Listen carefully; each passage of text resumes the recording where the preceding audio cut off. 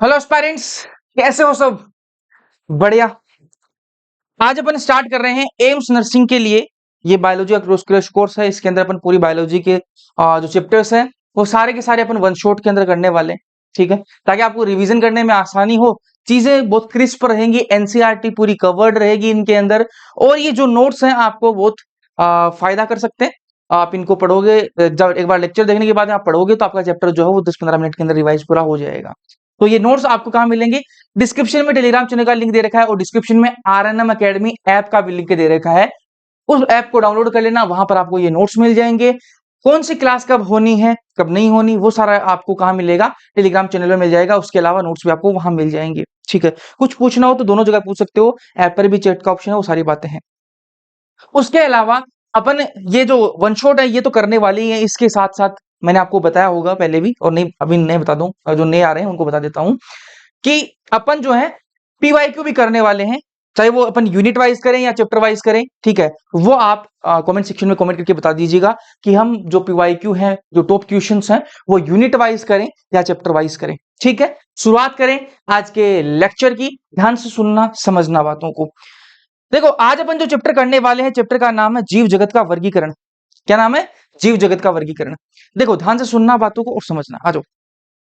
जीव जगत का वर्गीकरण। सबसे पहले जीवों का जो वर्गीकरण है वो किसने किया? सबसे पहले तो सबसे पहले जो जो सर्वप्रथम जो वर्गीकरण किया वो किया अरस्तु साहब ने किया, अरिस्टोटल साहब ने किया था। इन्होंने बहुत ही सिंपल तरीके से यार वर्गीकरण करने की कोशिश करी। ठीक है, इन्होंने कहा कि प्लांट्स होते हैं और एनिमल्स होते हैं। दो भागों में विभाजित किया इन्होंने कि भाई दो ही ग्रुप हैं इस पूरी जीव जगत में, पूरी धरती पे, पूरे धरती पे, पूरे यूनिवर्स के अंदर दो ही जीव है। भाई कौन कौन से? बोले कि या तो प्लांट है या फिर एनिमल है। ठीक है, और कोई नहीं है।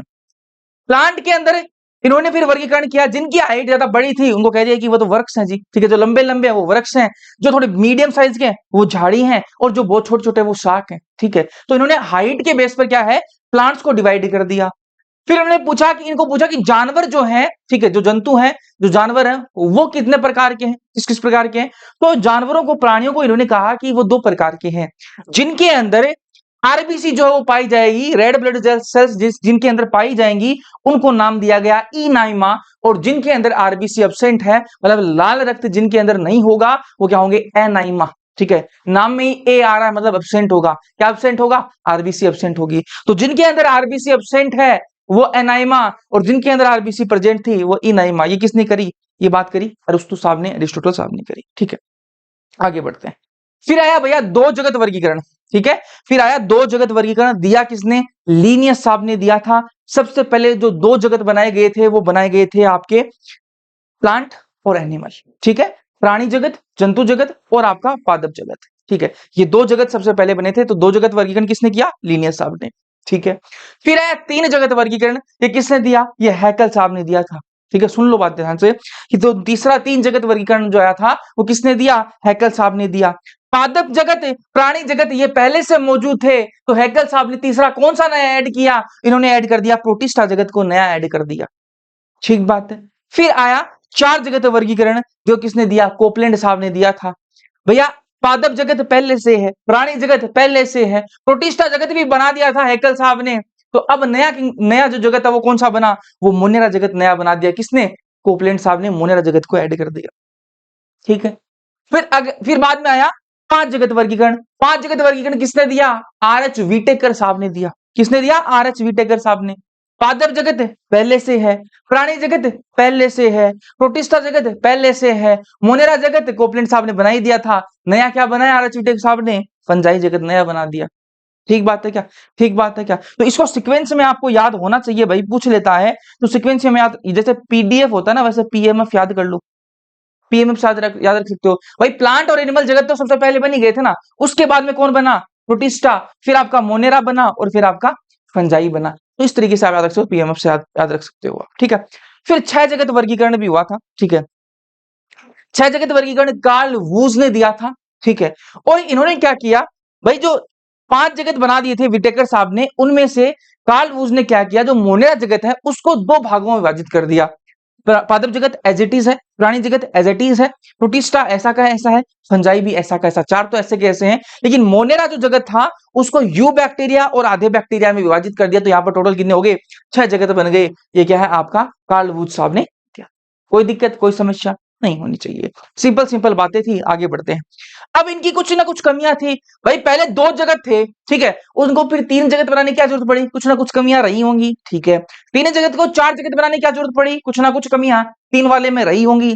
4 को 5 बनाने की जरूरत क्यों पड़ी, क्योंकि उसमें कुछ ना कुछ कमियां रही होंगी, ठीक है। तो बस वही कमियां अपन को देखनी है जो अपनी एनसीईआरटी में दे रखी है, वही बातें अपन को करनी है। कमियां, सबसे पहली कमी क्या थी कि पादप जगत के अंदर बैक्टीरिया को भी डाल दिया था, ब्लू ग्रीन एल्गी को भी डाल दिया था, ब्रायो को भी डाल दिया था, टेरिडो को भी डाल दिया था, जिम्नो को भी डाल दिया था, एनजियो को भी डाल दिया था। सबको सबको किसमें डाल दिया, पादप जगत के अंदर डाल दिया। और उनसे पूछा गया कि भैया आप बैक्टीरिया को, एल्गी को, इन सब को पादप जगत के अंदर कैसे डाला, तो इन्होंने क्या जवाब दिया कि भैया इस सब के अंदर क्या है, कोशिका भित्ति मौजूद है, कि हमने कोशिका भित्ति देखी है, जिसके अंदर कोशिका भित्ति पाई गई हमने सबको उठाकर कहां डाल दिया, पादप जगत के अंदर डाल दिया गया, ठीक है। अब भैया बैक्टीरिया जो है, बैक्टीरिया, ब्लू ग्रीन एल्गी, ब्रायोटेरिडो, कितना डिफरेंस है, ठीक है। सिर्फ एक कोशिका भित्ति के बेसिस पर अपन पूरे जो है इसको एक साथ में नहीं रख सकते, ठीक है। चलो, तो ये सबसे बड़ी कमी थी। अगला था सेवाल, ठीक है। सेवाल के अंदर क्लेमाइडोमोनास और स्पाइरोगाइरा, क्लेमाइडोमोनास और स्पाइरोगाइरा दोनों क्या है, एक कोशिक है, एक कोशिक है। और कहां डाल दिया इनको, शैवाल के अंदर रख रखा था, क्लेमाइडोमोनास और स्पाइरोगाइरा को, एक कोशिक है ये दोनों। और आप सबको पता है एल्गी के अंदर क्या आते हैं, सारे बहु कोशिक आने चाहिए, ठीक है, क्योंकि प्लांट जगत का मेंबर है ना। अरे पादप जगत का मेंबर है तो पादप जगत का मेंबर है तो पादपों के अंदर क्या आएंगे, सारे बहु कोशिक आएंगे, ठीक है।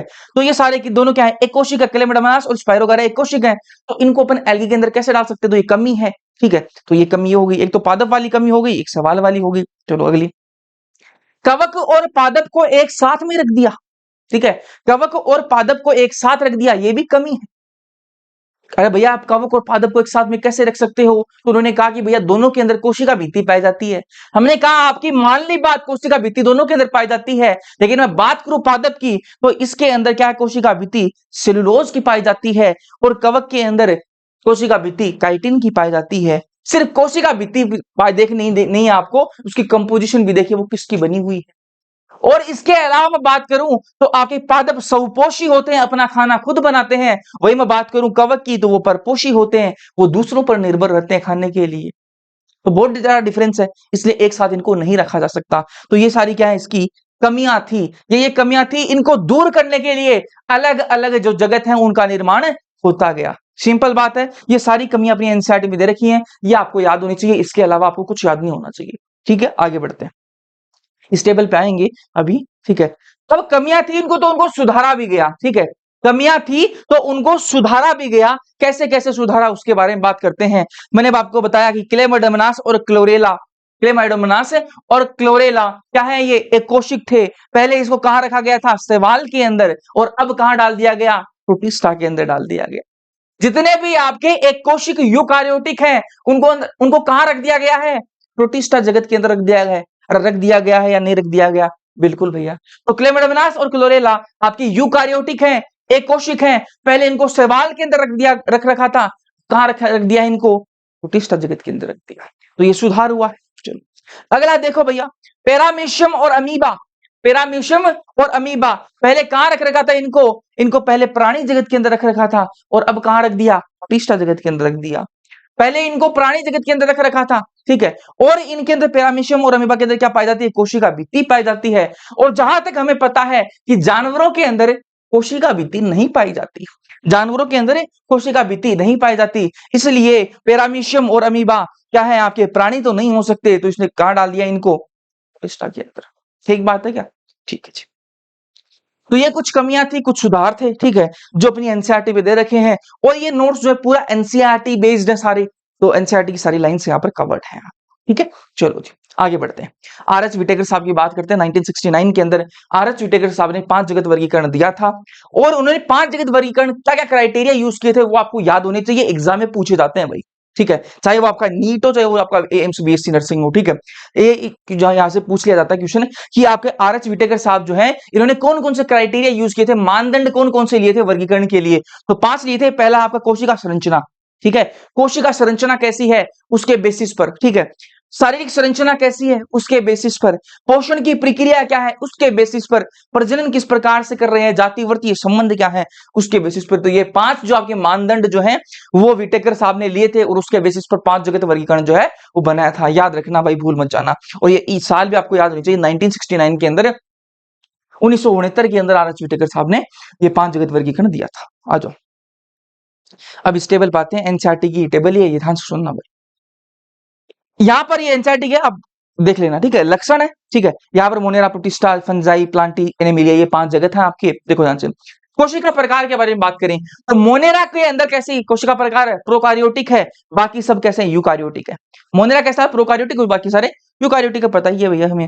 कोशिका भित्ति की बात करें तो मोनेरा के अंदर कोशिका भित्ति किसकी, सेलुलोज रहित बहुसर्कराइड, ठीक है, पॉलीसर्कराइड की है, ठीक है, प्लस अमाइनो एसिड, ठीक है। प्रोटिस्टा के अंदर कुछ में ही उपस्थित होती है, ठीक है। प्रोटिस्टा के अंदर कुछ में ही कोशिका भित्ति उपस्थित होती है, सबके अंदर नहीं होती। आगे बात करेंगे किस किस के अंदर होती है। फंजाई के अंदर बात करें तो उपस्थित होती है, सेलुलोज रहित होती है, और किसकी होती है, काइटिन की होती है। प्लांटी की बात करें तो किसकी होती है, सेलुलोज की होती है, ठीक है। और एनेमिलिया के अंदर तो अनुपस्थित होती ही है, ये तो आप नॉर्मल बात है। केंद्रक झिल्ली की बात करें तो आपका प्रोकारियोटिक कौन है, मोनेरा, तो मोनेरा के अंदर तो केंद्रक झिल्ली होगी नहीं, बाकी सबके अंदर उपस्थित होगी, ठीक है। काय संरचना की बात करें तो मोनेरा कैसा है, एक कोशिकीय होता, तो कोशिकीय काय होगा, यूनिसेलुलर होगा, ठीक है। प्रोटिस्टा की बात करें तो ये भी कोशिकीय ही होगा। बाकी सारे फंजाई बहुकोशिकीय और उत्तक लेवल का, ठीक है। प्लांटी उत्तक और अंग लेवल का, एनीमिलिया उत्तक और उत्तक तंत्र, ठीक है, अंग तंत्र अंग लेवल का, ठीक है। आ जाओ पोषण विधि के बारे में बात करें तो आपके प्रोकारियोटिक जो होते हैं वो स्वपोषी भी हो सकते हैं, जिसमें रासायन संश्लेषी और प्रकाश संश्लेषी हो सकते हैं। आगे बात करेंगे इस बारे में, अभी बस मैं टेबल आपको थोड़ा सा ओवरव्यू दे रहा हूं, ठीक है। यूकारियोटिक आपके जो आपके प्रोटिस्टा है वो कैसे होते हैं, स्वपोषी होते हैं, जिसके अंदर आपके प्रकाश संश्लेषी भी हो सकते हैं और परपोषी भी हो सकते हैं।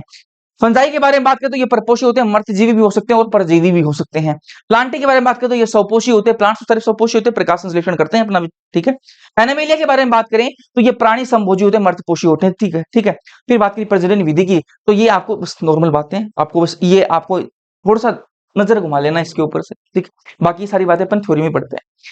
मोनेरा, ठीक है, समयुग्मन से करेंगे। प्रोटिस्टा जो है युग्मक सलयन और समयुग्मन, ठीक है। फंजाई जो वो निषेचन करेगा, प्लांटी और ये एनिमिलिया ये तो निषेचन करेंगे ही करेंगे। आ जाओ अब एक एक को पढ़ते हैं। सबसे पहले बात करेंगे मोनेरा जगत के बारे में बात करते हैं। आ जाओ, सभी बैक्टीरिया मोनेरा जगत में आते हैं, जितने भी बैक्टीरिया होंगे सारे कौन से जगत में आते हैं, मोनेरा जगत के अंदर आते हैं।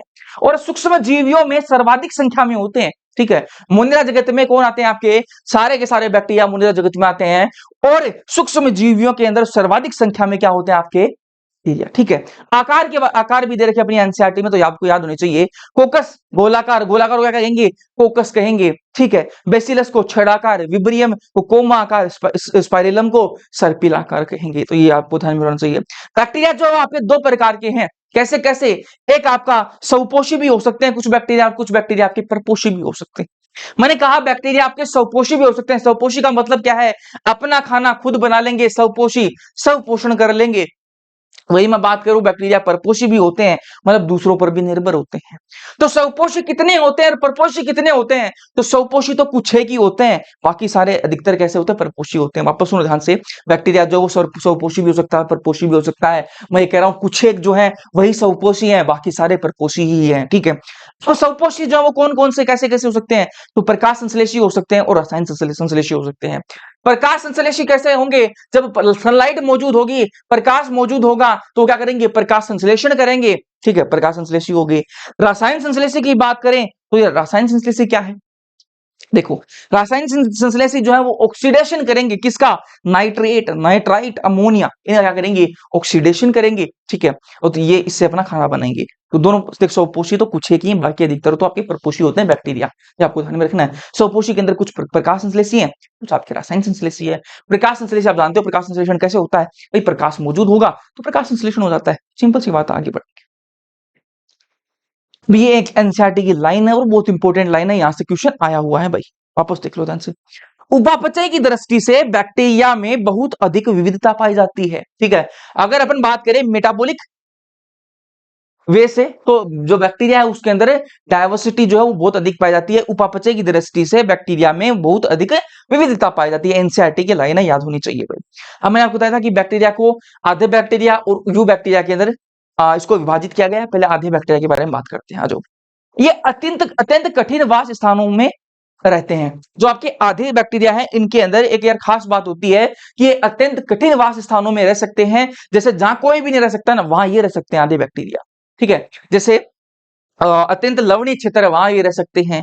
ठीक है, और जो गच क्षेत्र है वहां रह सकते हैं, गर्म झरने वहां रह सकते हैं। ठीक है भैया, ऐसा इसमें क्या है कि ये अत्यंत कठिन स्थानों पर रह सकते हैं? तो मैंने कहा कि इनकी जो कोशिका भित्ति की जो संरचना है, उसके कारण इनकी कोशिका भित्ति की जो संरचना है वो अलग होती है। उसके कारण जो है ये अत्यंत कठिन निवास स्थानों में रहते हैं। एग्जाम में क्वेश्चन आ सकता है यहां से कि भैया आधे बैक्टीरिया जो हैं वो अत्यंत कठिन वास स्थानों में कैसे रह सकते हैं, क्या है उनमें ऐसा? तो आपको क्या कहना है कि इनकी जो कोशिका भित्ति की जो संरचना है वो भिन्न होती है, वो अलग होती है। कोशिका भित्ति की संरचना के कारण ये अत्यंत कठिन वास स्थानों में पाए जा सकते हैं। ठीक है, अब कुछ होते हैं हेलोफाइल्स, कुछ होते हैं थर्मोएसिडोफाइल्स और कुछ होते हैं मिथेनोजेंस।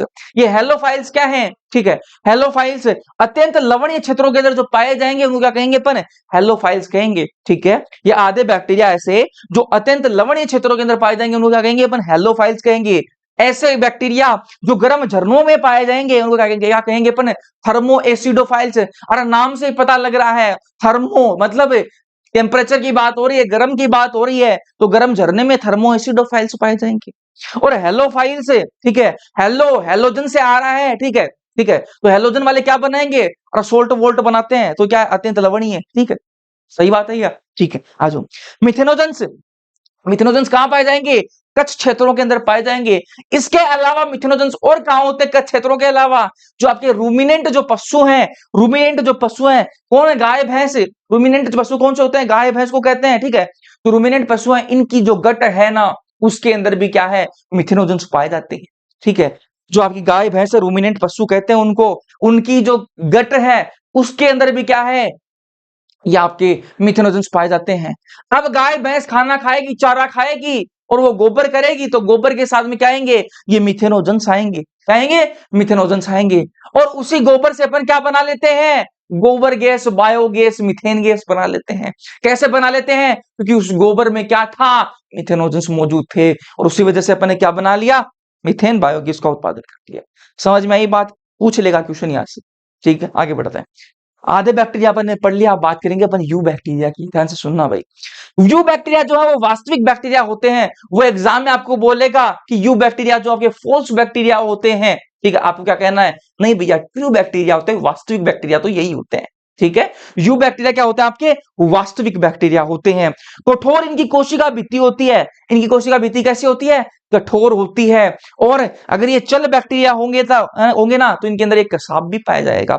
वापस से एक बार मैं रिपीट करूंगा, ध्यान से सुनना भाई बातों को। मैं कह रहा हूं कि यू बैक्टीरिया जो है वही वास्तविक बैक्टीरिया है आपका। ठीक है, और कठोर इनकी कोशिका भित्ति होती है। अगर ये बैक्टीरिया चलने वाला है तो इनके पास में एक कसाबिका भी होगी, फ्लेजिला भी होगा। और फ्लेजिला के बिना चल कैसे पाएगा? नहीं चल पाएगा ना। तो चलने वाला है तो एक कसाबिका भी होनी चाहिए, होनी चाहिए। आगे बढ़ते हैं।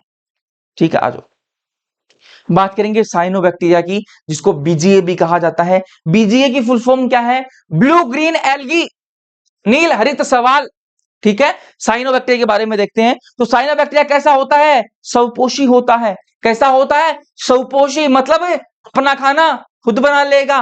स्वपोषी है। इसके अंदर क्या पाया जाता है? क्लोरोफिल ए पाया जाता है। और हमें ये पता है कि हमने कुछ भी नहीं पढ़ा, लेकिन हमें एक बात पता है कि क्लोरोफिल ए जो है वो कहां पाया जाता है? जो हरित पादप है आपके, जो हरे हरे पेड़ हैं, हरे हरे जो आपकी प्लांट हैं, उनके अंदर कौन सा पिगमेंट पाया जाता है? क्लोरोफिल ए ही पाया जाता है। समझ में आई बात है? ठीक है, मतलब मेन पिगमेंट वहां पर क्लोरोफिल ए है। ठीक है, तो जो आपके साइनोबैक्टीरिया है कैसे होते हैं? स्वपोषी होते हैं। कौन सा पिगमेंट इनके अंदर है? क्लोरोफिल ए पिगमेंट पाया जाता है, जो कि आपके हरित पादपों में भी पाया जाता है। ठीक है, ये ब्लूम बनाते हैं। भैया ब्लूम क्या है? मैं कह रहा हूं कि जहां प्रदूषित जल होगा ना, जो प्रदूषित जल है, खराब पानी है, गंदा पानी है, उसमें ये जो आपके साइनोबैक्टीरिया हैं वो उस पूरे जल के अंदर फैल जाते हैं, और वो जल आपको पूरा हरा हरा रंग का दिखाई देगा। क्यों दिखाई देगा? ये जो आपके साइनोबैक्टीरिया ये फैल चुके हैं, और उसी कंडीशन को क्या कहते हैं? ब्लूम कहते हैं। तो ये जो साइनोबैक्टीरिया प्रदूषित जल में क्या बना लेते हैं? ब्लूम बना लेते हैं। ठीक है, नाइट्रोजन फिक्सेशन करते हैं जी। क्या करते हैं? नाइट्रोजन फिक्सेशन भी करते हैं। इनके अंदर एक स्पेशल प्रकार की कोशिका पाई जाती है जो कहते हैं हेटेरोसिस्ट कोशिका। वापस सुनो ध्यान से, जो आपके साइनोबैक्टीरिया होते हैं इनके अंदर एक कोशिका पाई जाती है। कौन सी कोशिका? हेटेरोसिस्ट कोशिका। और उसी हेटेरोसिस्ट कोशिका की मदद से ये क्या करते हैं? ये क्या करते हैं? नाइट्रोजन फिक्सेशन करते हैं, नाइट्रोजन का स्थिरीकरण करते हैं। तो ये नाइट्रोजन फिक्सेशन करते हैं किसकी मदद से? हेटेरोसिस्ट की मदद से। ठीक है, आगे बढ़ते हैं। ये एक कोशिक भी हो सकते हैं, कलोनीय भी हो सकते हैं और तंतुमय भी हो सकते हैं। मतलब आपका जो साइनोबैक्टीरिया है वो एक अकेला भी रह सकता है, वो झुंड के अंदर भी रह सकता है, ठीक है, और वो तंतुमय भी हो सकता है, वो धागे जैसा भी हो सकता है। ठीक है, ये लवण जल के अंदर भी रह सकते हैं, मतलब फ्रेश वाटर के अंदर भी रह सकते हैं, ये समुद्री पानी में भी रह सकते हैं और ये स्थल पर भी रह सकते हैं। मतलब कैसे भी रह सकते हैं, कहीं भी रह सकते हैं, सिंपल सी बात है।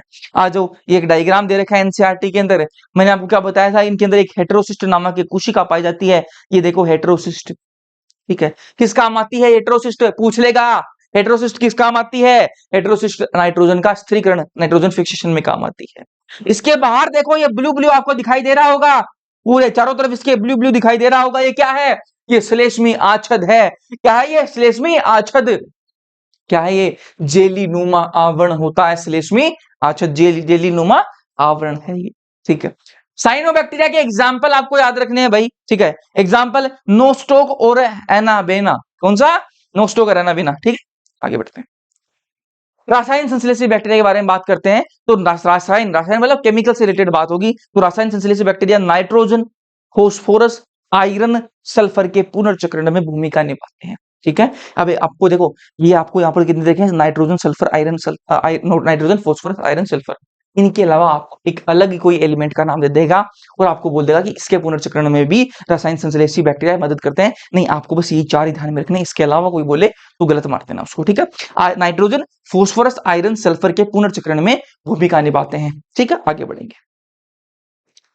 परपोषी बैक्टीरिया के बारे में बात करते हैं। ठीक है, परपोषी बैक्टीरिया, ये तो स्वपोषी बैक्टीरिया हो गए, अपना खाना खुद बना रही थी, रासायन संश्लेषी हो गई। अब बात करेंगे परपोषी बैक्टीरिया की। तो प्रकृति में बहुलता से यही पाया जाता है, मैंने आपको स्टार्टिंग में बता दिया था कि आपके स्वपोषी तो कुछ है कि होते हैं, बाकी अधिकांश तो आपके परपोषी होते हैं। तो बहुलता से पाए जाते हैं प्रकृति में। ठीक है, अधिकतर महत्वपूर्ण अपघटक है इनमें से, जो परपोषी आपके बैक्टीरिया है इनमें से अधिकतर क्या है? महत्वपूर्ण अपघटक है, सड़ाने गलाने का काम यही करते हैं, सारा मेन काम इनका है। ठीक है, और ये सहायता भी करते हैं हमारी, किसमें सहायता करते हैं भाई? सहायता करते हैं हमारी दूध से दही बनाने में। दूध से दही बना रहे हो, बैक्टीरिया की सहायता से बना रहे हो। ठीक है, एंटीबायोटिक्स का उत्पादन कर रहे हो, बैक्टीरिया की सहायता से कर रहे हो। नाइट्रोजन फिक्सेशन कर रहे हो लेग्यूम प्लांट की जो जड़ है उनके अंदर, तो ये भी किसकी मदद से कर रहे हो? आपके जो बैक्टीरिया इनकी मदद से कर रहे हो। भैया फिर तो बैक्टीरिया हमारे बहुत काम के हैं, बहुत अच्छी चीज है बैक्टीरिया तो। ठीक है, फिर हम इतना बैक्टीरिया बैक्टीरिया क्यों करते रहते हैं? मैंने कहा बैक्टीरिया बस इतने ही फायदे हैं, बाकी नुकसान भी तो करते हैं। देखो आज जो नुकसान, रोग भी करते हैं जी। कौन कौन से रोग? हैजा, ठीक है, टाइफाइड, टिटनस, सिट्रस कैंकर। अब आपको एक चीज बता दूं, सुनो, एग्जाम में पूछ लेगा आपको कि इनमें से कौन सी बैक्टीरियल डिजीज है, कौन सी बैक्टीरियल डिजीज है। तो याद रखना भाई यहां से हैजा, टाइफाइड, टिटनस, सिट्रस कैंकर। ठीक है, ये अपन और कहां पढ़ेंगे? मानव स्वास्थ्य तथा रोग के अंदर तो पढ़ेंगे, लेकिन आपको यहां से भी याद होनी चाहिए भाई। सिंपल सी बात है, आगे बढ़ेंगे फिर। तो बैक्टीरिया में प्रजनन के बारे में बात करते हैं। ठीक है, प्रमुख रूप से कोशिका विभाजन द्वारा ही प्रजनन हो जाता है इनके अंदर। कोशिका, दो कोशिका विभाजित होगी और वही प्रजनन हो गया है, सामान्यतः तो यही होगा। ठीक है, प्रमुख रूप से यही होगा। लेकिन जब विपरीत परिस्थितियां आती हैं, तो यहां पर बीजाणु बनते हैं। क्या बनते हैं? बीजाणु बनाते हैं ये। देखो ध्यान से, प्रमुख रूप से तो इनका जो प्रजनन का काम है वो क्या है? दो कोशिका विभाजन होगा और हो गया वो प्रजनन। लेकिन जब विपरीत परिस्थितियां आएंगी तो ये बीजाणु बनाते हैं। लैंगिक प्रजनन किस प्रकार से करते हैं? देखो भाई ध्यान से, एक बैक्टीरिया से दूसरे बैक्टीरिया में डीएनए का पुरातन जो स्थानांतरण है वो हो जाता है। एक बैक्टीरिया दूसरा बैक्टीरिया, दोनों के क्या है? डीएनए आपस में ट्रांसफर हो गए, बस हो गया लिंगिक प्रजनन। आगे बढ़ेंगे, माइकोप्लाज्मा के बारे में बात करेंगे। इंपॉर्टेंट है भाई, यहां से क्वेश्चन पूछ लेगा, डायरेक्ट क्वेश्चन आ जाता है। देखो ध्यान से, कोशिका भित्ति नहीं पाई जाती। माइकोप्लाज्मा के बारे में ध्यान से सुन लेना कि इसके अंदर कोशिका भित्ति नहीं पाई जाती है। सबसे छोटी जीवित कोशिका यही होती, कोशिका भित्ति नहीं पाई जाती है, सबसे छोटी जीवित कोशिका है। बिना ऑक्सीजन के भी जीवित रह सकती है ये, बिना ऑक्सीजन के भी जीवित रह सकती है। और अनेक इनमें रोगजनक भी होते हैं। ऐसा नहीं है, बहुत अच्छी बात नहीं है, ये रोगजनक भी है माइकोप्लाज्मा। वापस सुन लो, कोशिका भित्ति इसमें नहीं होती, सबसे छोटी जीवित कोशिका है, बिना ऑक्सीजन के भी जीवित रह सकती है। आगे बढ़ेंगे, प्रोटिस्टा जगत के बारे में बात करेंगे। मोनेरा जगत कंप्लीट, प्रोटिस्टा में आते हैं। आज ध्यान से, इसमें एक कोशिक यूकारियोट्स से सारे के सारे। ठीक है, जितने भी प्रोकार्योट सारे कहा मोनेरा जगत के अंदर है, और जितने भी एक कोशिक है यूनिसेलुलर यूकार्योट कहां है, प्रोटिस्टा जगत के अंदर। ठीक है, और एक लाइन ध्यान से सुन लेना भाई इस जगत के बारे में, इस जगत की सीमाएं ठीक तरह से निर्धारित नहीं हो पाई हैं। प्रोटिस्टा जगत की जो सीमाएं हैं वो ठीक तरह से निर्धारित नहीं हो पाई हैं, क्योंकि इसके अंदर कुछ जो जीव हैं उनके अंदर कोशिका भित्ति पाई जाती है और कुछ के अंदर नहीं पाई जाती। ठीक है, बहुत सारे डिफरेंस हैं, इसलिए बहुत एक सीमा जो है वो नहीं बन पाई है इस प्रोटिस्टा जगत की। ठीक है, चलो आज इसके अंदर सबसे पहले बात करेंगे क्राइसोफाइट्स के बारे में, बात करेंगे प्रोटिस्टा जगत के अंदर। इस समूह में क्राइसोफाइट्स के अंदर कौन आते हैं आपके, इस समूह के अंतर्गत डाइएटम्स और सुनहरे शैवाल आते हैं। क्राइसोफाइट्स के अंदर कौन आते हैं आपके, डाइएटम्स और सुनहरे शैवाल आते हैं। सुनहरे शैवाल को और क्या कहा जाता है, डेस्मिड्स कहा जाता है। ठीक बात है, चलो ये जो क्राइसोफाइट्स हैं आपके, ये स्वच्छ जल एवं लवणीय समुद्री पर्यावरण में पाए जाते हैं। स्वच्छ जल मतलब आपका फ्रेश वाटर जो है उसके अंदर ही पाए जाएंगे, उसके अलावा जो आपका मरीन वाटर समुद्री जो जल है उसके अंदर भी ये पाए जा सकते हैं। ठीक है, अत्यंत सूक्ष्म होते हैं, बहुत छोटे छोटे होते हैं तथा जलधारा के साथ में निश्चित रूप से बहते हैं। जलधारा के साथ में बहते रहते हैं, मतलब जलधारा जिस साइड में मतलब पानी इस साइड में बह रहा है तो ये भी इस साइड में ही बहते रहेंगे। ठीक है, उससे उल्टे नहीं, मतलब जिस तरफ पानी बहेगा उसी तरफ ये बहते रहते हैं। वापस सुनो ध्यान से कि ये अत्यंत सूक्ष्म होते हैं। कौन, क्राइसोफाइट जो आपके वो बहुत छोटे छोटे होते हैं, जलधारा के साथ में निश्चित रूप से बहते रहते हैं। ठीक है, डाइएटमी मृदा के बारे में बात करेंगे, आगे बताऊंगा मैं आपको। ठीक है, लेकिन सुनिए ध्यान से, डाइएटमी मृदा क्या है, देखो ध्यान से। आपके जो डाई आइटम्स है ना, देखो मैंने आपको क्या बताया था कि इसके अंतर्गत डाई आइटम्स आते हैं। ठीक है, तो जो डाई आइटम्स जो होते हैं इनकी जो सेल वॉल होती है वो किसकी बनी होती है, सिलिका की बनी हुई होती है। वापस सुनो ध्यान से, डाई आइटम्स जो हैं इनकी जो सेल वॉल है वो किसकी बनी हुई होती है, सिलिका की बनी हुई होती है। और जब ये डाई आइटम्स मर जाते हैं, ठीक है, डाई आइटम्स खत्म हो जाते हैं, ठीक है, तो इनकी जो सेल वॉल जो है वो टूटती नहीं है। ठीक है, तो जैसे जैसे समुद्र के जो तट है उसके अंदर क्या है, ये जमा होता रहता है, इसका जो डाइएटम्स की जो सेल वॉल की जो सिलिका है वो क्या है, जमा होती रहती है। और जमा होते होते वो क्या बना लेती है कि मिट्टी का एक ढेर सा बना लेती है, इसको क्या कहते हैं अपने, डाइएटमी मृदा कहेंगे। तो ये सिलिका का संग्रह है। ठीक है, सिलिका कहां से आई, क्योंकि उसकी जो सेल वॉल है उसकी बनी हुई है। ठीक है, सिलिका का संग्रह है। ठीक है, इसका उपयोग क्या है, ये डाइएटमी मृदा जो, इसका उपयोग क्या है, एग्जामिनेशन आ सकता है, पॉलिश करने में। ठीक है, आपके तेलों और सिरप को फिल्ट्रेशन करने में इनका इसका उपयोग है। ठीक है, अब डाई आइटम्स के बारे में बात करें तो यहां से एक लाइन है बहुत इंपॉर्टेंट एनसीईआरटी की, कि समुद्र के मुख्य उत्पादक है ये डाई आइटम्स, जो वो क्या है, समुद्र के मुख्य उत्पादक होता है डाई आइटम्स। ठीक है, आगे बढ़ते डाइनोफ्लेजिलेट्स के बारे में बात करेंगे। ठीक है, जो पॉइंट्स छूटे हैं ना वो मैं आपको एक टेबल के अंदर बताऊंगा, आगे आएगी वो टेबल। ठीक है, सबको साथ में करवाऊंगा। ठीक है, डाइनोफ्लेजिलेट्स, देखो ध्यान से, डाइनोफ्लेजिलेट्स ये मुख्यतः समुद्री होते हैं। डाइनोफ्लेजिलेट्स मुख्यतः समुद्री, इससे पहले अपन ने क्राइसोफाइट पढ़ा था, वो समुद्री भी था और वो आपके फ्रेश वाटर के अंदर पाए जाते हैं। लेकिन आपके जो डाइनोफ्लेजिलेट है वो मुख्यतः समुद्री होते हैं। ठीक है, इसमें प्रमुख वर्णकों के आधार पर पीले, हरे, भूरे, नीले अथवा लाल दिखाई देते हैं। फिर डाइनोफ्लेजिलेट जो है वो नीले, हरे, लाल, पीले कैसे भी हो सकते हैं, डिपेंड किस पे करेगा, निर्भर करेगा कि उसके अंदर पिगमेंट कैसा है। अगर उसमें लाल वाला पिगमेंट है तो वो लाल दिखाई देगा, उसमें पीले वाला पिगमेंट है तो वो पीला दिखाई देगा। तो वर्णक पर निर्भर करेगा कि उसका रंग कैसा है। यहां से एक इंपॉर्टेंट पॉइंट आता है, रेड डाइनोफ्लेजिलेट। क्या आता है, रेड डाइनोफ्लेजिलेट। ये रेड डाइनोफ्लेजिलेट नाम से उतरेगा, ये लाल रंग का डाइनोफ्लेजिलेट है। खास बात क्या है वो ध्यान से सुनो, लाल रंग का तो है, लेकिन कौन होता है ये, गोनियालेक्स। कौन होता है ये, गोनियालेक्स, जो वो क्या है, लाल रंग का होता है। और ये क्या करता है, संख्या में विस्फोट होता है इसके, बहुत जल्दी जल्दी क्या करता है, ये मल्टीप्लाई करता है और बहुत पूरे समुद्र के अंदर फैल जाता है। और फैलने के साथ साथ में पूरा समुद्र कैसा दिखाई देने लगता है, लाल रंग का दिखाई देने लगता है, क्योंकि ये लाल रंग का है, पूरे समुद्र में फैल जाएगा तो लाल रंग का समुद्र जो अपन को दिखाई देगा, समुद्र का जल कैसा होगा, लाल दिखने लगता है। ठीक है, और इसको क्या कहेंगे, लाल तरंगे कहेंगे। पूरा समुद्री लाल दिखाई देने लगा, दूसरा क्या कहेंगे, रेड टाइड्स, लाल तरंगे। भैया लाल हो गया समुद्र, ये तो अच्छा है, बढ़िया दिखेगा, फोटो वोटो बढ़िया आएंगी, लेकिन मैंने कहा ये लाल तो रंग तो हो गया, लेकिन इसके साथ साथ में ये जहर भी निकालता है। तो ये जीव विष निकालता है। ये गोनियालेक्स जो क्या करता है, जीव विष निकालता है, टॉक्सिन निकालता है, और ये अन्य समुद्री जीव जो है उससे वो मर जाते हैं। उस टॉक्सिन की वजह से, उस जीव विष की वजह से जो अन्य जो जीव है वो क्या हो जाते हैं, मर जाते हैं। छोटी छोटी मछलियां हो गई और भी अन्य जीव मर जाते हैं। ठीक है, चलो आगे बढ़ेंगे। यूग्लिनोइड्स के बारे में बात करते हैं। क्राइसोफाइट हो गया, आपके डाइनोफ्लेजिलेट हो गए, अब बात करेंगे यूग्लिनोइड्स की। तो अधिकांश जो आपके यूग्लिनोइड्स वो कहां पाए जाते हैं, स्वच्छ जल के अंदर पाए जाते हैं। ठीक है, अधिकांश यूग्लिनोइड्स कहां पाए जाएंगे? स्वच्छ जल के अंदर पाए जाएंगे। और एक बात कान खोल के सुन लेना, मैं क्या कह रहा हूं कि ये स्वच्छ जल के अंदर तो पाए जाएंगे, लेकिन ये बहते हुए पानी के अंदर नहीं पाए जाएंगे। पानी दो प्रकार का हो सकता है, एक ठहरा हुआ पानी और एक बहता हुआ पानी। ये जो आपकी यूग्लिनोइड्स है वो आपके स्थिर जल के अंदर पाए जाते हैं, आपके बहते हुए पानी के अंदर नहीं पाए जाते हैं। समझ में आई बात? आगे बढ़ेंगे।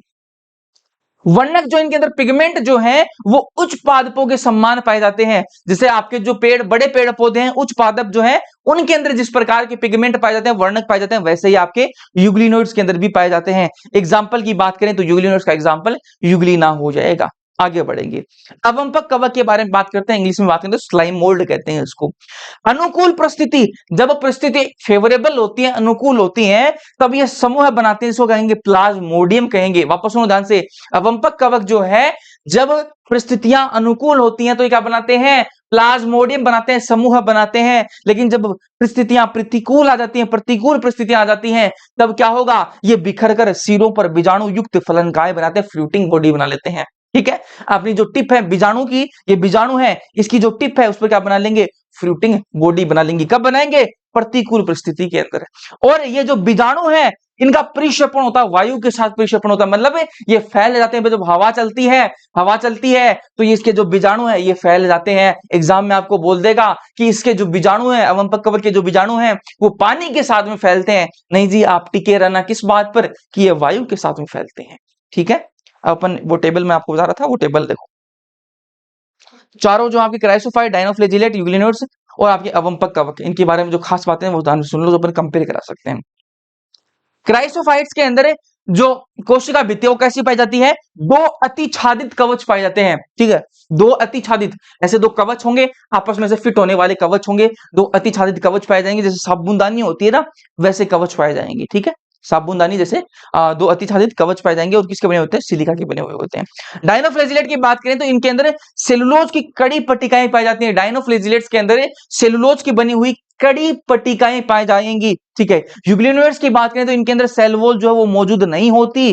यूग्लिनोइड्स के अंदर सेल वॉल मौजूद नहीं होती, तो इनके अंदर क्या होता है? इनके अंदर एक खास चीज पाई जाती है, पेलिकल की परत पाई जाती है। इनके अंदर कोशिका भित्ति नहीं होती, इनके अंदर पेलिकल की एक परत पाई जाती है, पेलिकल पाया जाता है। पेलिकल क्या है? एक प्रोटीन की लेयर है, फ्लेक्सिबल होती है ये। ठीक है, फिर आपके आगे अवंपक कवक, स्पोरोफाइट, इनके अंदर बीजाणु जो है, बीजाणु के पास वास्तविक भित्ति होती है। वापस सुनो ध्यान से, जो अवंपक कवक हैं इनके बीजाणु के पास में ट्यूबोल्स पाए जाते हैं, वास्तविक भित्ति पाई जाती है। आजो क्राइसोफाइट जो है वो अधिकांश कैसे होते हैं? प्रकाश संश्लेषी होते हैं। क्राइसोफाइट्स अधिकांश कैसे होते हैं? प्रकाश संश्लेषी होते हैं। डायनोफ्लैजिलेट्स भी अधिकांश कैसे होते हैं? प्रकाश संश्लेषी होते हैं। फिर बात करूं मैं यूग्लिनोइड्स की, तो यूग्लिनोइड्स जो है जब सनलाइट पाई जाएगी ना, जब सनलाइट मौजूद होगी, सूर्य की किरणें आएंगी, तब तक तो ये प्रकाश संश्लेषी रहेंगे। लेकिन जब सूर्य की किरणें आना बंद हो जाएंगी तब ये परपोषी बन जाते हैं, दूसरे जो जीव हैं उनको खाने लग जाते हैं।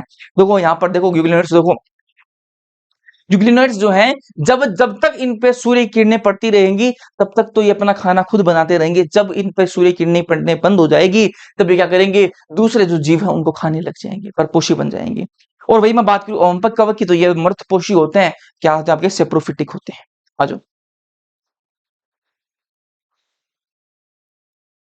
एक मिनट, ये अब देखो लास्ट बात करते हैं फ्लैजिला की बात कर ले अपन ने। सेल वॉल की बात कर ली अपन ने, किसका कौन प्रकाश संश्लेषी है, कौन परपोषी है, कौन मृतपोषी है, अपन ने बात कर ली।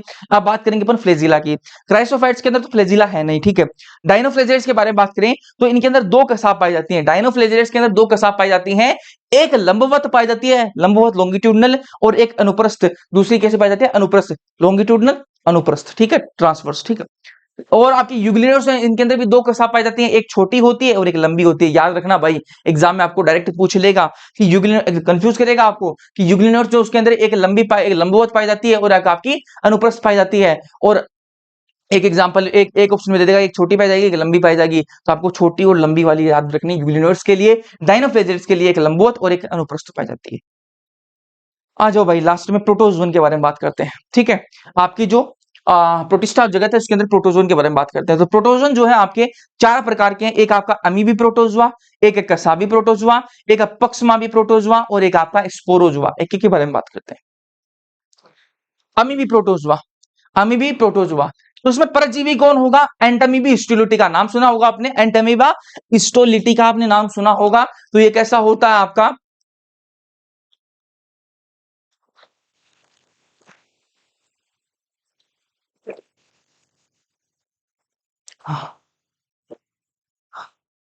परजीवी, अमीबी प्रोटोजोआ के अंदर परजीवी कौन होगा आपका? एंटमीबी जो है आपका वो कैसा होगा? परजीवी होगा, एंटमीबा हिस्टोलिटिका, ठीक है। परभक्षण की बात करें तो अमीबा क्या करेगा? परभक्षण करेगा। कैसा करता है परभक्षण? इसके अंदर एक कूटपाद बनता है। क्या बनता है? कूटपाद, जिसको फोस्फेट कहते हैं इंग्लिश में। तो ये अमीबा वो कूटपाद निकालेगा और इसका जो भी इसका शिकार होगा उसको उस कूटपाद की वजह से पकड़ लेगा और खा जाएगा, ठीक है। तो परजीवी जो है वो इसका एग्जाम्पल एंटमीबा है और परभक्षण का एग्जाम्पल अमीबा है, कूटपाद बनाता है ये। और इनकी सतह पर क्या पाए जाते हैं? सिलिका के कवच पाए जाते हैं। याद रखना भाई, अमीबे जो आपके प्रोटोजोन होते हैं इनकी सतह पर क्या पाए जाते हैं?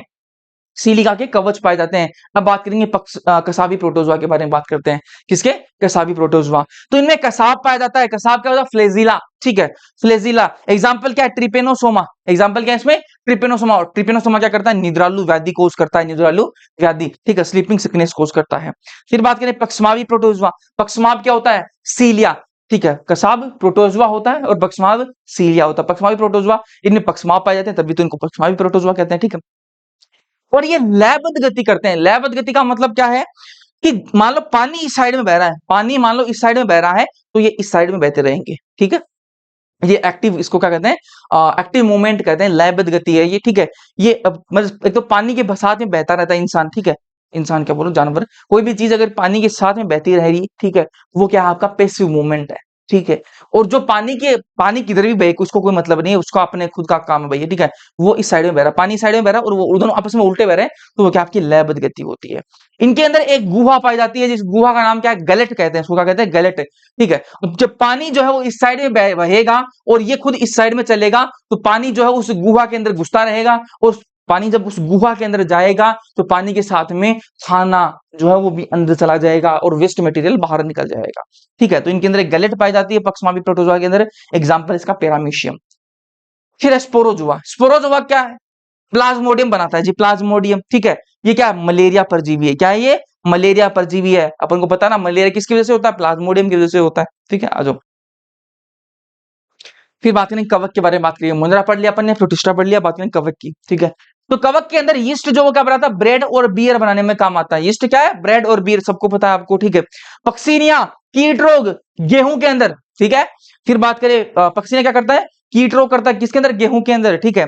पेनिसिलियम, एंटीबायोटिक बनाने में। और ये जो फंजाई होते हैं आपके कवक जो होते हैं वो क्या होते हैं? विश्वव्यापी होते हैं। भैया विश्वव्यापी का मतलब क्या है? ठीक है, ये हवा के अंदर, जल के अंदर, मिट्टी में तथा जंतु और पौधों के अंदर परजीवी के रूप में भी ये पाए जाते हैं। वापस सुनो ध्यान से, आपके जो फंजाई कवक हैं वो क्या होते हैं? विश्व व्यापी होते हैं, मतलब ये हर जगह पाए जाएंगे। आपकी फंजाई क्या है? हर जगह पाई जाएंगी, हवा, जल, मिट्टी तथा जंतु और पौधों पर भी ये पाए जाते हैं, ठीक है। अब ध्यान से सुनना, ये फ्लो चार्ट सुन लोगे आगे सारी कंफ्यूजन दूर हो जाएगी आपकी। ध्यान से सुनना बस। फंजाई कैसी होती है? तंतुमयी होती है। फंजाई कैसी होती है? तंतुमयी होती है। तंतु का मतलब क्या? फाइबर। और तंतु किसको कहते हैं? तंतु, धागा यार, धागा, ठीक है। कैसी होती है? अरे फंजाई कैसी होती है? धागे ऐसी ऐसी तंतुमयी होती है, ठीक है, धागे जैसी संरचनाएं में बनी हुई होती है, ठीक है। यहाँ पर एक एक्सेप्शन है कि क्या है? यीस्ट। यीस्ट क्या है? फंजाई के अंदर एक्सेप्शन है जो क्या है? एक कोशिका है, ये सिर्फ एक ही कोशिका का बना हुआ होता है, तो इसमें तो तंतुमयी होने का कोई चांस है ही नहीं, ठीक है। बाकी सारी कैसी होती है? तंतुमयी होती है, ठीक है। अब ये तंतुमयी है तो तंतु है, इसके अंदर धागे से है, धागे कैसा होगा? लंबा होगा, पतले धागे, धागों की तरह संरचनाएं होती हैं। फंजाई कैसी होती है? लंबी पतली धागों की तरह संरचनाएं होती हैं, ठीक बात है भैया, पता है हमें। और इनको क्या कहेंगे अपन? कवक तंतु कहेंगे। अब धागे हैं, धागों का क्या कहेंगे अपन? तंतु कह दिया अपन ने। और कवक के अंदर है तो उसने क्या कह दिया? कवक तंतु कह दिया, ठीक है। ये एक धागा है, इसको अपन ने क्या कह दिया? कवक तंतु कह दिया, ठीक है। अब कवक तंतु के जाल को क्या कह देंगे अपन? कवक जाल कह देंगे। ये धागा, एक धागा था, इसको कवक तंतु, ऐसे बहुत सारे धागे आपस में से जुड़े हुए हैं, ठीक है, ये फंजाई है, तो क्या कह देंगे अपन? कवक जाल कह देंगे, ठीक है। ये क्या हो गया? कवक जाल, इंग्लिश में इसको माइसेलियम कहते हैं, ठीक है। कवक जाल को इंग्लिश में क्या कहते हैं? माइसेलियम। अब यहाँ पर जो है आपकी जो कवक जाल जो है, आपके तंतु जो है वो दो प्रकार के हो सकते हैं। आपके तंतु जो है वो दो प्रकार के हो सकते हैं। कैसे कैसे? एक हो सकता है आपका संकोशिकी कवक तंतु और एक हो सकता है आपका कवक तंतु में पट्टी होते हैं, ठीक है। देखो ध्यान से, ये कवक तंतु है, ठीक है, ठीक है। और इसके अंदर क्या है? बहुत सारे क्या है आपके न्यूक्लियस है, केंद्रक है, बहुत सारे क्या है इसमें केंद्रक है, ठीक है। और इसमें कोई पार्टीशन नहीं बना हुआ, कोई पार्टीशन यहाँ पर नहीं बना हुआ है, ठीक है। तो ये क्या है आपका संकोशिकी कवक तंतु, मतलब संकोशिका मतलब है कि एक ही कोशिका के अंदर बहुत सारे क्या है आपके केंद्रक पाए जाते हैं। बहुत सारे क्या है यहाँ पर, बहुत सारे केंद्रक है, कोई क्योंकि कोई दीवार बीच में है नहीं, तो क्या कहेंगे अपन एसेप्टेट कहेंगे। और एक जो है वो उसमें क्या होगा, ये आपका कवक तंतु है, इसके अंदर इस प्रकार का, ठीक है। तो यहां पर क्या है, बीच में दीवारें खींच दी, तो एक के अंदर एक ही कोशिका है, इसको क्या कहेंगे अपन सेप्टेट कहेंगे। समझ में आई बात, आगे बढ़ेगी।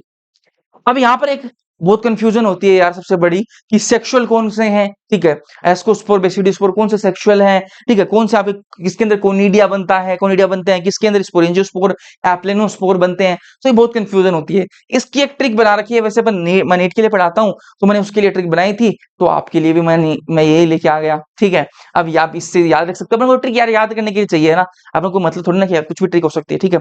तो सिंपल सी ट्रिक क्या है, सबका सपना डॉक्टर बनना, ठीक है। सबका सपना नहीं होता, ठीक है, लेकिन नीट के लिए करते हैं तो वहां पर, ठीक है। सबका सपना डॉक्टर बनना, देखो ध्यान से, इससे आप सबसे आप क्या रख सकते हो, एस फॉर सेक्सुअल, ठीक है।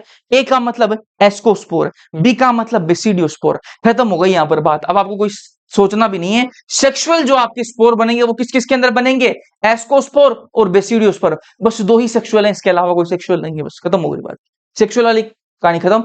अब आ जाओ कोनिडिया पर, सी ए, ठीक है, सबका का मतलब, सी का मतलब कोनिडिया, ए का मतलब एस्कोमाइसिटीज, मतलब एस्कोमाइसिटीज के अंदर क्या बनते हैं, कोनिडिया बनते हैं, बात खत्म होगी, आगे बढ़ेंगे। सपना से जो कैपिटल है उनका ही मतलब है ना, सपना में एस का मतलब स्पोरेंजियोस्पोर जूस्पोर, और ए का मतलब एप्लेनोस्पोर, मतलब स्पोरेंजियोस्पोर जूस्पोर और एप्लेनोस्पोर किसके अंदर बनेंगे, पी का मतलब फाइकोमाइसिटीज, फाइकोमाइसिटीज के अंदर आपके आपके एप्लेनोस्पोर जूस्पोर और स्पोरेंजियोस्पोर बनेंगे। फिर आपका है डॉक्टर, डॉक्टर के डी का मतलब क्या है, डिटेरोमाइसिटीज, और सी का मतलब क्या है, कोनिडिया, मतलब डिटेरोमाइसिटीज के अंदर क्या बनेंगे, कोनिडिया बनेंगे, बस खत्म हो गई। इस ट्रिक से आप जो मेजर जो चीजें हैं वो आपको सारी याद रहेंगी, तो कंफ्यूजन वाली चीजें हैं।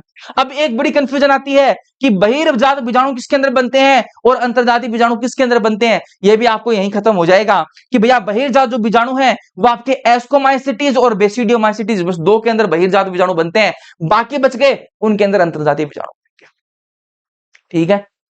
अरे बहिर्जात बीजाणु एस्कोमाइसिटीज और बेसिडियोमाइसिटीज के अंदर बनेंगे, बाकी अंतर्जातीय, बाकी जो बच गए उनके अंदर, ठीक है। आ जाओ अब एक एक को पढ़ लेंगे।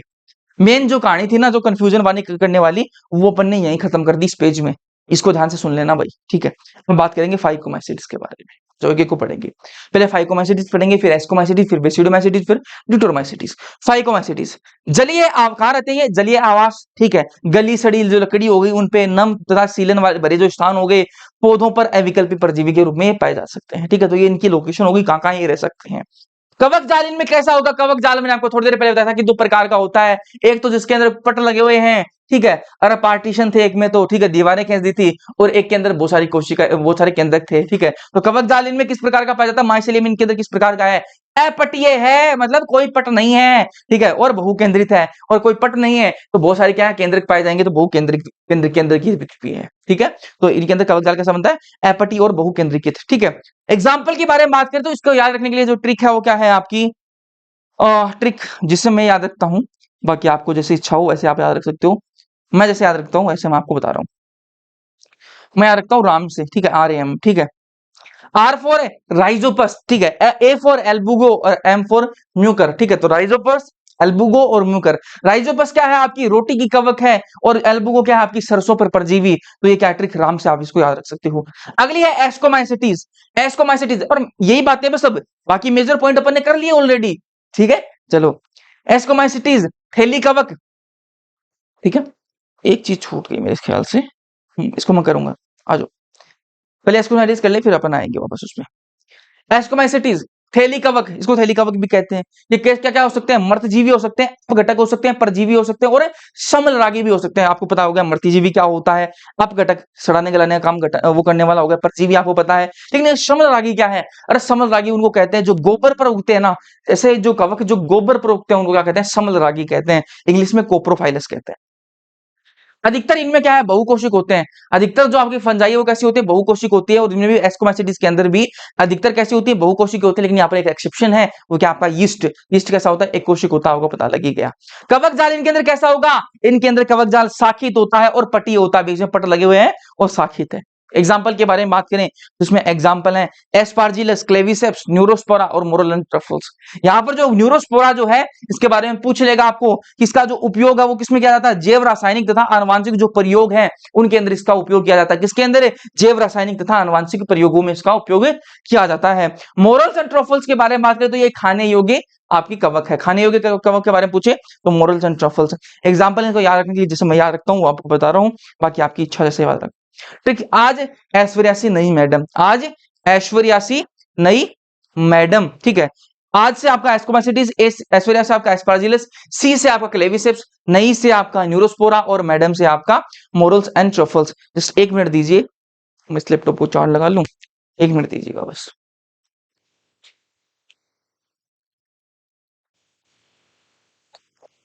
1 मिनट बस।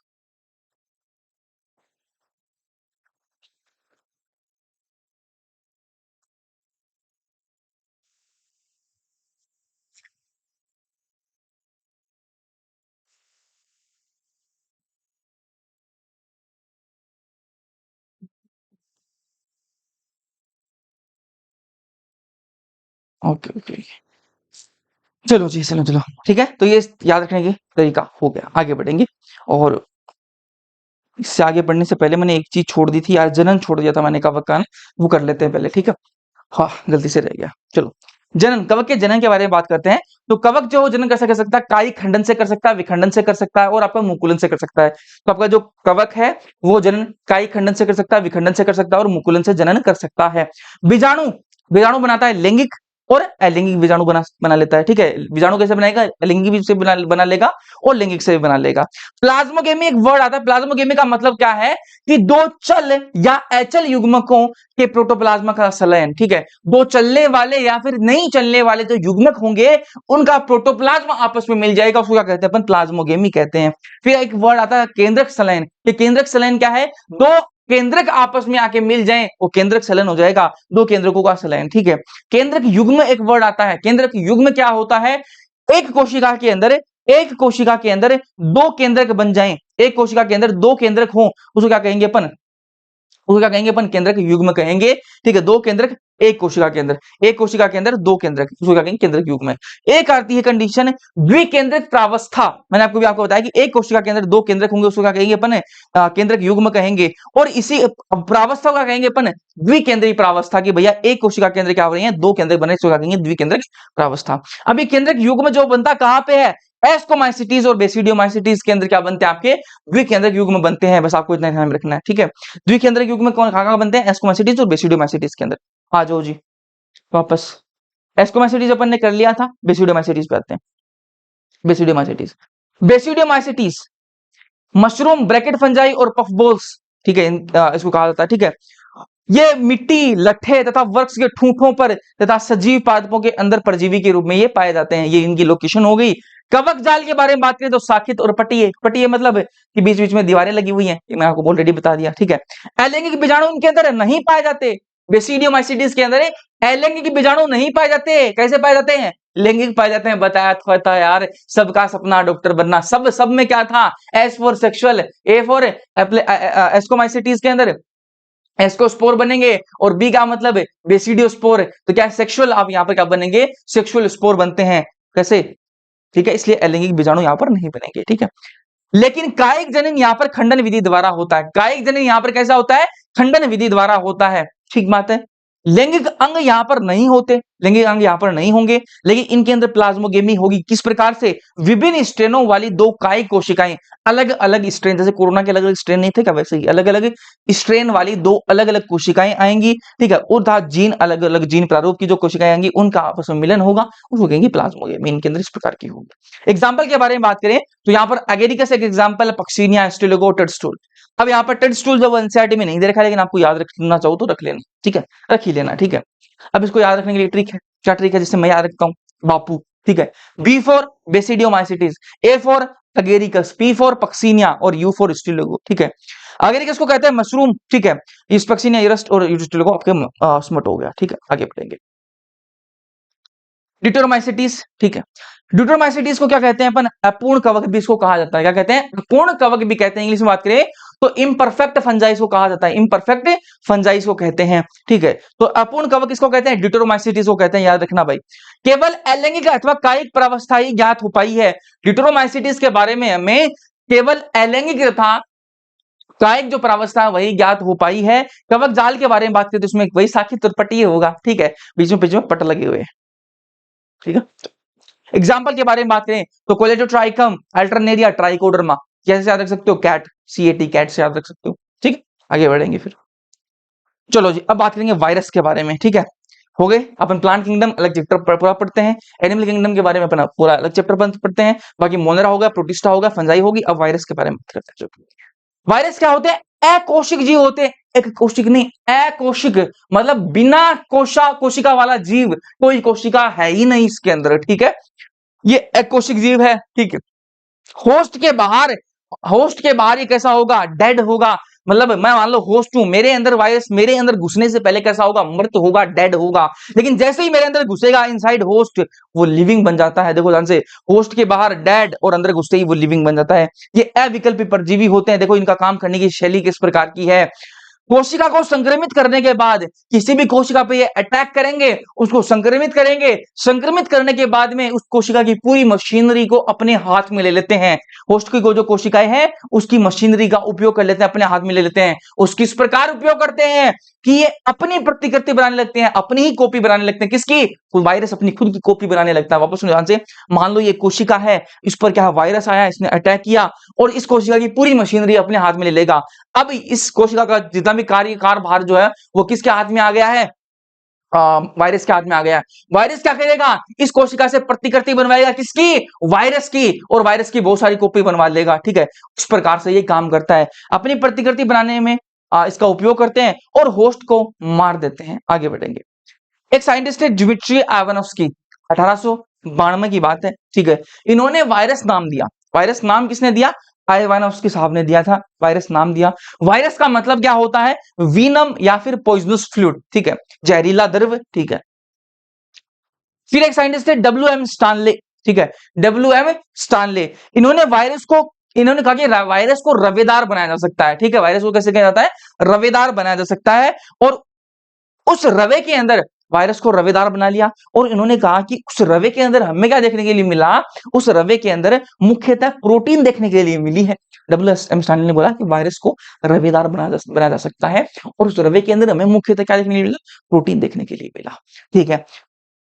फिर एक साइंटिस्ट थे MW बिजर्निक, इन्होंने एक लाइन दी, कॉन्टेजियम वाइवम फ्लूइडम। ये वाली बातें जो इंपॉर्टेंट है वही लिख के लाए हूं भाई, ठीक है, यहां से क्वेश्चन बनेंगे, याद रख लेना पूरा। कॉन्टेजियम वाइवम फ्लूइडम, ठीक है, मतलब क्या है इसका, संक्रामक जीवित तरल, ठीक है, संक्रामक जीवित तरल। किसके बारे में, वायरस के बारे में ये बातें बोली जा रही है। क्या है ये, संक्रामक जीवित तरल है, ठीक है।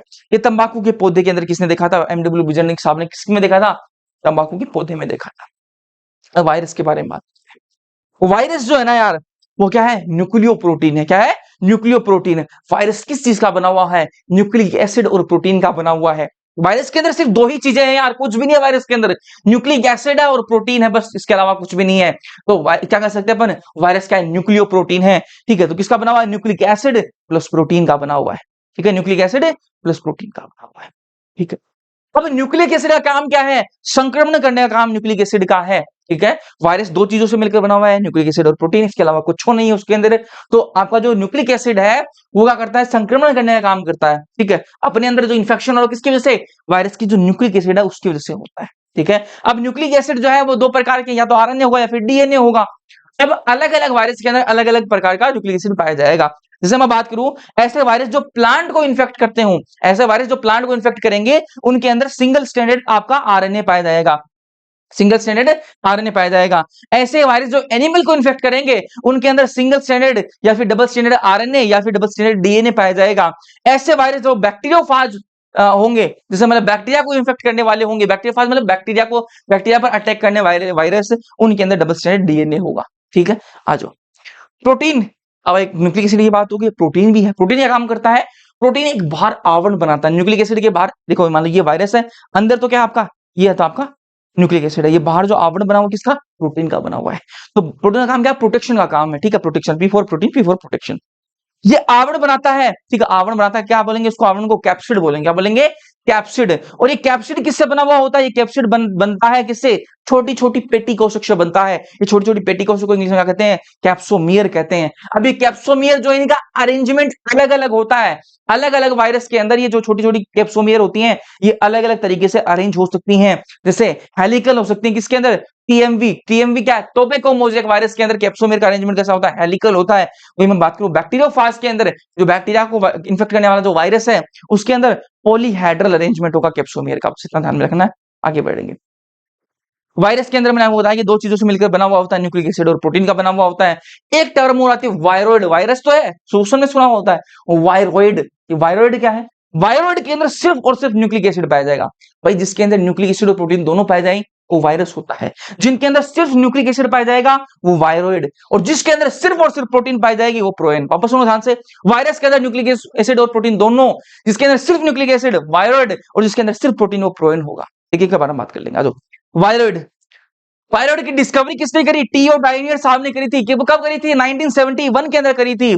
और ये इसके अंदर सिर्फ मुक्त आरएनए होता है, मतलब फ्री आरएनए इसके अंदर पाया जाएगा। कैसा होगा वायरोइड, कैसा होगा, बस ये वायरोइड है, बस इतना, ये वायरोइड है। इसके अंदर बाहर कोई आवरण है नहीं, सिर्फ न्यूक्लिक एसिड है, और वो भी कौन, आरएनए, ठीक है, मुक्त आरएनए। और आरएनए भी कैसा होगा, लो मोलिकुलर वेट वाला आरएनए होगा। आपको बोलेगा कि आपका वायरस और वायरोइड का जो आरएनए उनमें क्या फर्क है, क्या बोलना है आपको कि वायरोइड जो होता है उसके अंदर लो मोलिकुलर वेट का आरएनए पाया जाता है, ठीक है, लो मोलिकुलर वेट का आरएनए पाया जाएगा वायरोइड के अंदर। प्रोटीन के अंदर, इसके अंदर मौजूद होती नहीं, एब्सेंट होती है।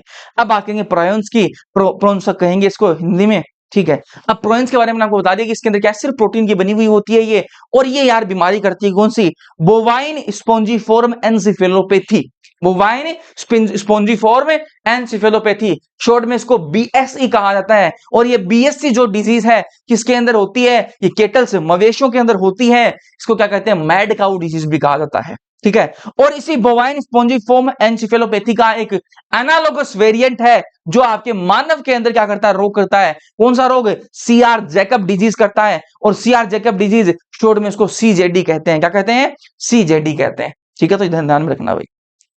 लास्ट है लाइकेन, लाइकेन, लाइकेन क्या है, गठबंधन है, ठीक है। गठबंधन तो सुना होगा आपने सबने, ठीक है, चुनाव का माहौल है वैसे भी।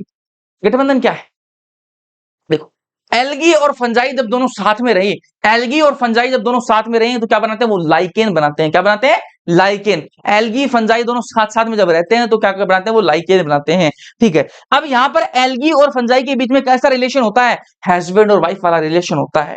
यहां पर अपन क्या मान रहे हैं कि वाइफ क्या है, वो घर पर खाना बना रही है, और हस्बैंड जो वो बाहर कमाने जा रहा है, ठीक है, वैसा ही यहाँ पर रिलेशन है।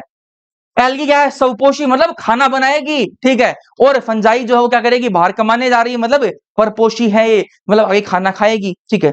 तो एल्गी जो वो भोजन प्रदान करती, खाना बनाएगी तो भोजन प्रदान करेगी, और फंजाई जो वो आश्रय देता, घर वर बनाएगा, बाहर से कमा के लाएगा और घर बनाएगा।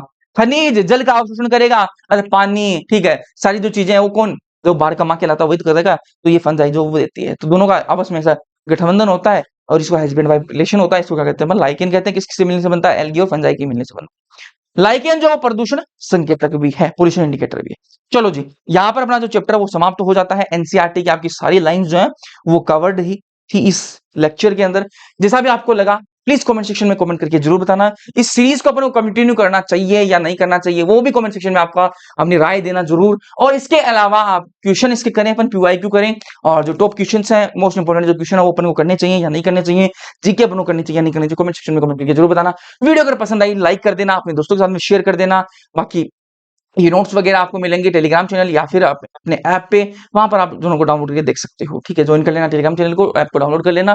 कुछ भी डाउट हो तो पूछ सकते हो, ठीक है। चलो जी, बाकी मिलते हैं अगले लेक्चर्स के अंदर, तब तक के लिए सारे पढ़ते रहे।